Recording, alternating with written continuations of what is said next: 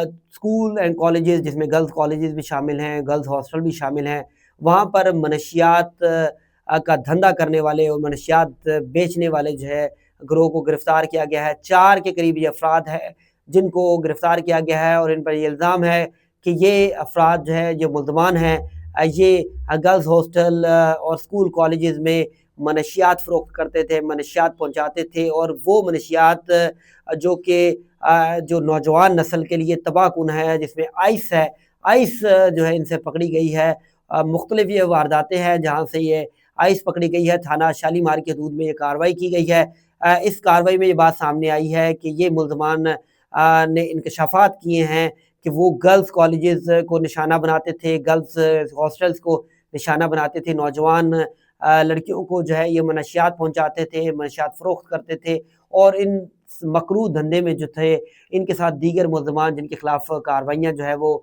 کی جا رہی ہیں۔ اس حوالے سے بھی چیزیں سامنے آئی ہے۔ بتایا جا رہا ہے تھانہ شالیمار کے حدود میں سیکٹر E11 میں ایران ایوینیو سے 126 جو گرام ہے وہ آئس برآمد کی گئی ہے۔ اس کے علاوہ ملزم کو بھی گرفتار کیا گیا ہے، اور جبکہ محمد اصغر کو سیکٹر F10 سے بچوں کے پارک میں 128 گرام آئس کے ساتھ گرفتار کیا گیا ہے، اور اس کے علاوہ اسی طرح طارق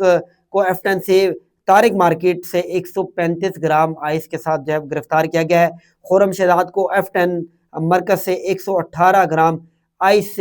کے سمیت جو ہے وہ گرفتار کیا گیا ہے۔ یہ ملزمان تعلیمی اداروں، گرلز ہاسٹل میں منشیات فروخت کرتے تھے۔ اس حوالے سے بھی انکشافات ہوئے، جیسے کہ اسلام آباد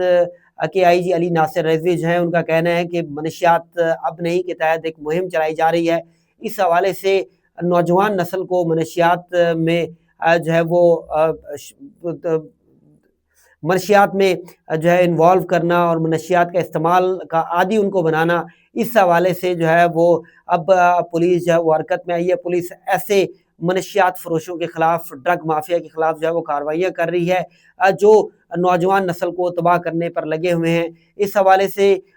خصوصی اقدامات کیے گئے ہیں، تمام تھانہ جات کو جو ہے وہ یہ احکامات جاری کیے گئے ہیں کہ جہاں جہاں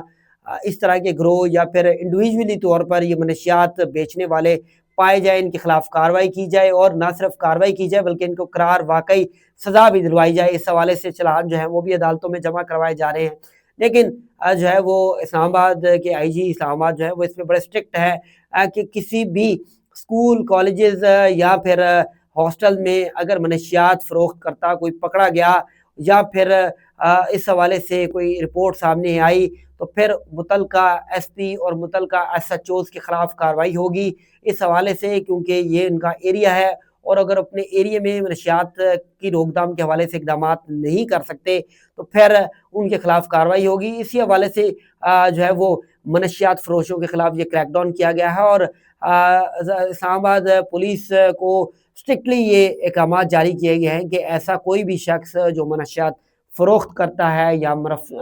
ڈرگ مافیا کے ساتھ اس کا تعلق ہے، اس کو بالکل سپیئر نہ کیا جائے، اس کے خلاف کارروائی کی جائے۔ یہ صرف تھانہ شالیمار کی کارروائی تھی، بلکہ یہ کارروائی اس طرح کی مختلف تھانوں میں کی گئی ہیں، اس حوالے سے بھی آگاہ کروں گا۔ لیکن یہ جو کارروائی اسپیسیفک اس لیے ہے کہ اس کارروائی میں خواتین کو نشانہ بنایا جاتا تھا۔ خواتین گرلز ہاسٹل میں یہ ملزمان جو تھے وہ منشیات پہنچاتے تھے، اور یہ وہ منشیات پہنچاتے تھے جیسے کہ آئس کا نشہ جو ہے وہ اتنا خطرناک